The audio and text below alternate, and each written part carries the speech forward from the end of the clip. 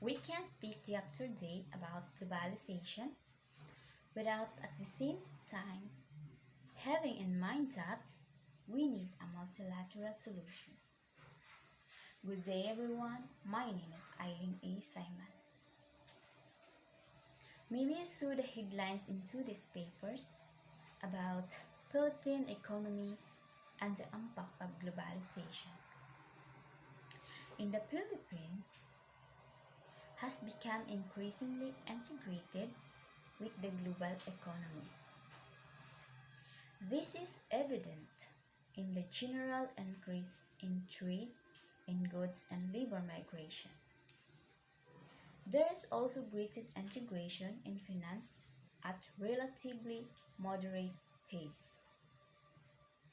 In the Philippines, the goals of attaining sustainable development has been a primary consideration.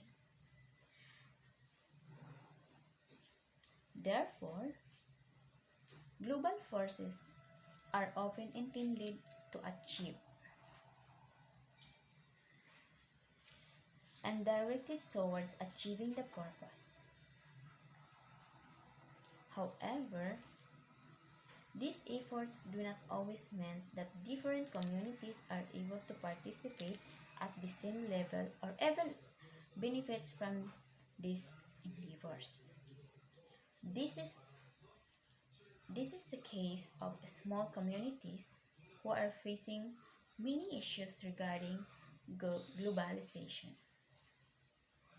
Globalization has both an emotional and functional definition.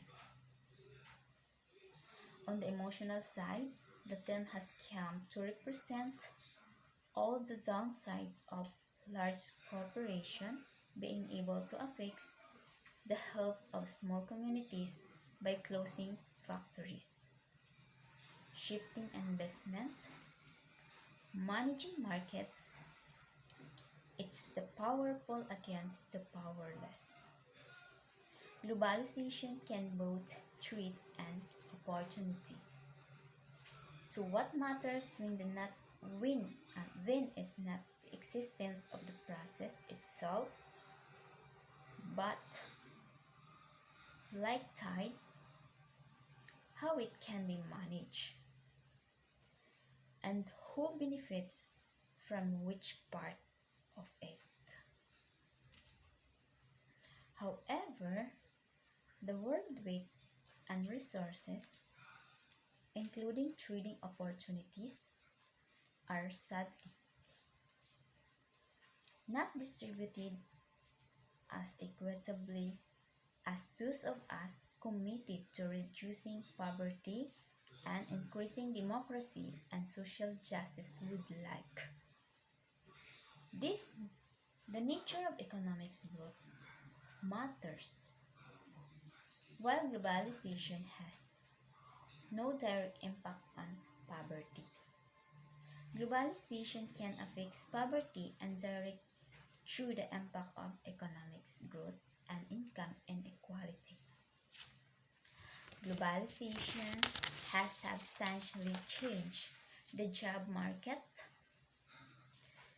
to which young people as newcomers are the most vulnerable.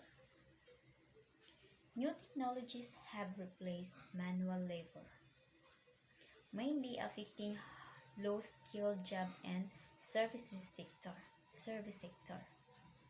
Even in China,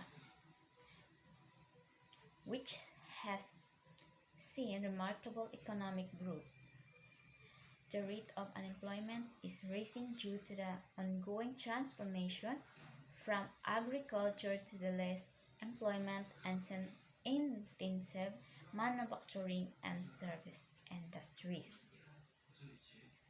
The reform of state-owned enterprises and the reorganization of the public sector. Trade liberalization forces companies to become more flexible and competitive.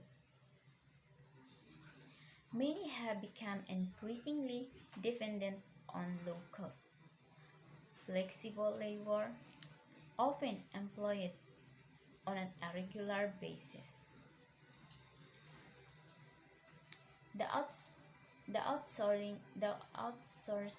and sophisticated programming, assignment, and semi-skilled job in code centers to low-wage countries and perhaps the best known example of the global shift of employment opportunities for young people. In order to address some of the concerns related to migration of youth, young people need to have viable alternatives to remain in their countries. This is meant addressing the root cause such as poverty,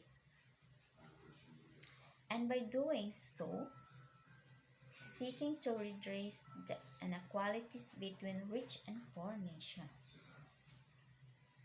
It also requires that young people are provided